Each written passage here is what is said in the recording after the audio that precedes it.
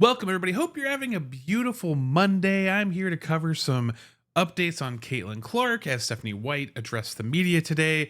We also have some comments from the media, a lot of positive things about the Indiana Fever and Caitlin Clark, as well as Caitlin Clark has a brand new commercial. Let's jump into it. Now, Stephanie White addressed the media, and we got a lot of reports out of that. First off and foremost, she said that the team is really pouring into her and supporting her during this time. It's great to see her back at practice. It's a testament to the coaching staff that she has built, that they were able to lead the team, Austin and crew, to a victory against the Sky. And again, I look forward to seeing all those little improvements that the team keeps making week to week. I think they're doing a good job. And as long as I see progress, I'm happy. That's mainly what I'm keen on. I know there's going to be some ugly stuff early, new team, new players, gelling together, figuring out a system. It's going to happen, but so far early on, I'm seeing good signs of life.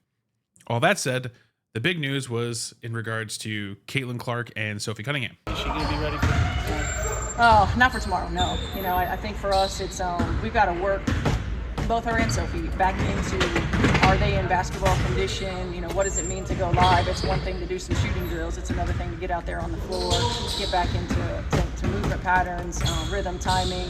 And so that's what part of, picking and choosing the things that they can be in practice so that we can see their progression. And both of them being out for long periods of time, you got to work your way back into being game ready. I know Caitlin was supposed to be reevaluated this weekend. Was she cleared to return to basketball activities? I don't know if cleared is the right word. Yeah. I mean, we're ready to start ramping back up and make sure, it's completely different when you're just doing one-on-one workouts and when you're out there in 5-on-5, getting up and down the floor, moving laterally. So she's been allowed to do some practicing, not everything.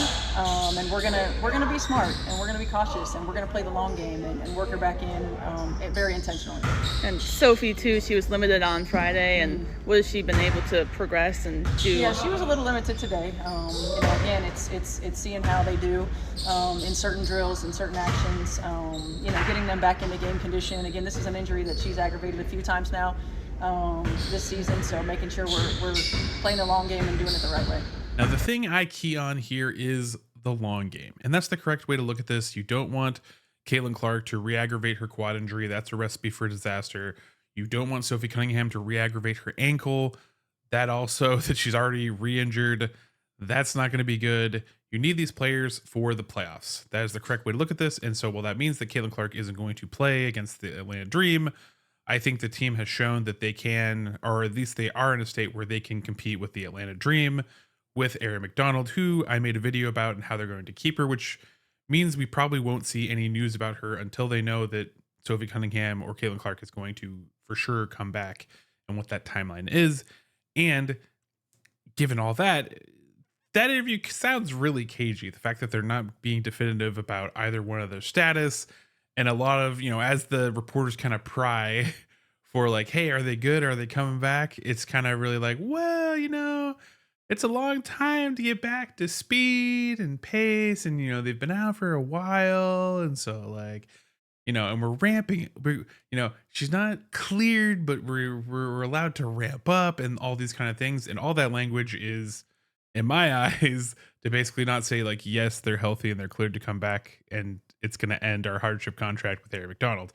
So I think that this is clearly intentional, and while it sucks to see again Caitlin Clark going to be out, I trust the team, I trust the staff, and I would rather have Caitlin Clark that is good and healthy for the playoffs and finals when we get there, or against tougher competition down the line. We also have some media coverage. So the Tip-Off, which is a show that has Don Staley on it, they were like the lead in to the CBS game against the Sky and the Fever. Now, the topic came up of who could contend with the Lynx and the Liberty, and this is what Don Staley had to say. Some teams that could compete, but right now it really does look like those top two and then the others. Is there anyone for you that you really got your eye on, Don? A healthy Indiana Fever team. I mean, you have to. They orchestrated and a team that should be able to compete with Minnesota and with the New York Liberty. So, but the season's still young. Still young. It's still young. We're young. Prime time. Listen, I love that Don Staley is a true believer of the Fever, and this is how I felt pretty much since the preseason, is that the biggest impediment to the Fever being successful is going to be injuries. Again, older roster. I thought it might happen there. Instead, it's it's Caitlin Clark, it's Sophie Cunningham, it's Sydney Colson just getting brutalized every game. She's fighting back, showing up whenever she can. We've dodged a little bit here, and we've had the blessing of finding Erin McDonald, getting on our team, getting some wins under our belt. But all that said, I think that when the Fever are healthy, as well as my tier list, I think they can compete and give the Liberty and the Lynx fits. And we've already seen them match up well against the Liberty already, basically losing by a possession. So I'm really key in on seeing the potential for this team to end some winning streaks, if you know what I'm talking about. I think there was also an interview on Jameel Hill's podcast with Candace Parker. Candace Parker, love her as a player. And they talked about Angel Reese and Caitlin Clark, and this is what they had to say. But looking at her game, let's just have a basketball conversation about Angel Reese. If you were her coach, what would you tell her to focus on? Well, for me, first and foremost, I think that she has the correct coach for her. Tyler Marsh is one of the best coaches I have ever played for. He was an assistant coach in Vegas. He's the most knowledgeable person. He's a great skill developer. I mean, he almost single-handedly turned Jackie Young's shot into what it is. And I say that, and I think she's in a great situation. For me, the improvement comes from figuring out what you're going to be great at. And we already know she's going to be a great rebounder, but I think it's really mastering like what spots. A lot of people come in and try to get better at everything. I'm going to shoot threes, and I'm going to come down and do this, this, and this. But you forget that it really is like the little tiny things. Like, you know, when you're guarding Chelsea Gray, she's going to get to her spot on that right elbow. Like, that's the spot that she's going to try to get to, and she's going to be successful 70% out of 100 going to that spot. My thing is, what is Angel Reese's spot, and what is her go-to? And then you master that. Now, as far as Tyler Marsh goes, I think that his hands are just full. And as a head coach, your job isn't going to be hands-on development of players. I think that's his coaching staff. I'm sure that they are going to be able to use his teachings to be able to help develop players. As far as Angel Reese, I think the tough thing is like in the offseason, all I saw was highlights of her doing 3-pointers. I didn't see a lot of the other developmental things that she needs, especially down low with post moves. We're starting to see a little bit of that when I've seen her put it on the court, especially in the first game. A lot of it's like a rehearsed move. It's not a read, and Aaliyah Boston, I think, just swatted it away when she tried one of them. And she's had a lot of trouble. But I have seen development as far as being the one that's really good at passing into Camila Cardoso, using her height, that kind of stuff to get the ball into her, feed her, and also now rebounding and passing out versus where early in the season she would go straight back up and get rejected, like against the Liberty, where she got like rejected like 4 times. Jonquel Jones swatting her like a baby, all that fun stuff. So I think some of that development is happening. And I think that we'll see how, when we get to the end of the season, how much she develops as a player. Now, on the flip side of that, Candace Parker also defended Caitlin Clark a little bit and talked about how great she is. And if you read between the lines, kind of does comment. So here is what she had to say. So I just think that it's like comparing apples and oranges. Caitlin Clark and Angel Reese. It's like, what are we doing? At least they like doing the like Magic and the Bird comparison. They played similar positions. Like Bird wasn't a point guard, but he played the guard position. Like they at least kind of match up. This, like, what are we doing? So I'm not falling into that. I'm not into the comparison. I think that there are a number of things that Angel can improve on, will improve on in the situation she's in. And I think Caitlin Clark has done that even in her first year in terms of, being able to be that floor general. Her and Aaliyah Boston's connection has really improved. And I think the thing about Caitlin, yeah, she can shoot from the logo, but she makes her team better. And so I think just in terms for her, it's going to be moving. What are you doing without the ball in your hands? And I think it's going to be taking care of the ball for her. Those two things. Yeah, because she, I always thought her, as much as she was known for the logo threes and all that, it's her passing with how she can 100%. control the game. Just freakish floor vision. I know she had that 10 turnover game. Yeah. but that's like a learning. I think all of us young Exactly. turn the ball over, and especially when you're the focal point of the entire defense, you're going to have more turnovers. You're going to have more live ball situations, and the competitive element of you do tend to take chances early on, and you learn that sometimes it might be a highlight, but 7 out of 10 times it's probably going to be a turnover, and I had to learn. Now, I think it's funny that she says she hates comparisons, but then the comparative part between the two players is that Caitlin Clark makes her team better. Angel Reese is a great rebounder. That is her strength. Caitlin Clark's ability to facilitate the ball, to score, to make her teammates like Aaliyah Boston better, to get the ball in their hands, to get good quality shots and score points. I mean, last year Asia Wilson had her 1,000 points, but Caitlin Clark, if you add up those assists and her points, she is the greatest offensive engine in the WNBA. And so with all that said, I think that we need to start, again, looking at, like, even though like there's like little jabs about turnovers, Candace Parker is really quick to say, like, hey, like, as a young player, it's going to happen. With the ball in your hands a lot, it's going to happen.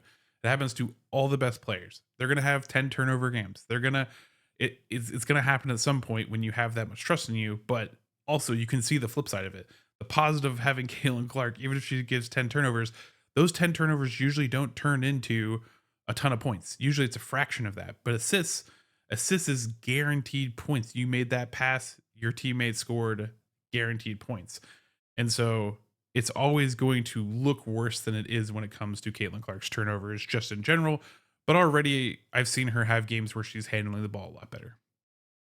And last but not least, our GOAT, Caitlin Clark, she did have a brand new commercial with Wilson. I really enjoyed it. Check it out here.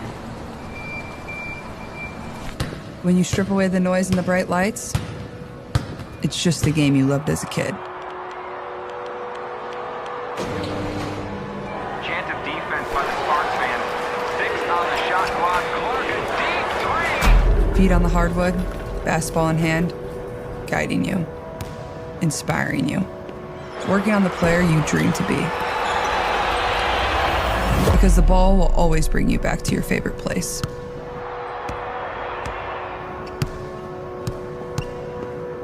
Calm, focused, and confident.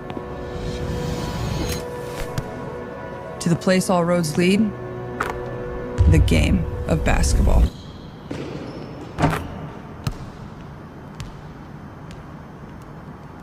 I love these kind of commercials. Great message and everything from her. Like, really cool, and good to see that Wilson knows that Caitlin Clark will sell a lot of basketballs. I love them. And I think the new ones are in the shop or store. I think maybe some of them are still going to roll out, but I think I saw a few of them already in their store, in the Wilson store. So you can go check those out, get yourself your own Caitlin Clark basketballs as they kind of refill stock and try to rotate them in. If you don't have one and you want to get one, go get one while you can. Again, not sponsored, just a fan. It should be my new tagline, I guess, for this. But anyways, that's going to wrap up this morning's Fever News. Afternoon, depending on where you're at.